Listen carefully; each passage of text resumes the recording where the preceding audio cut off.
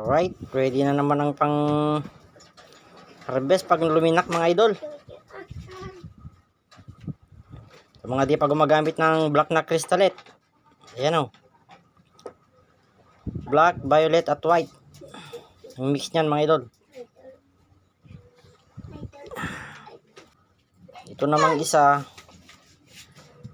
violet, pink na mix.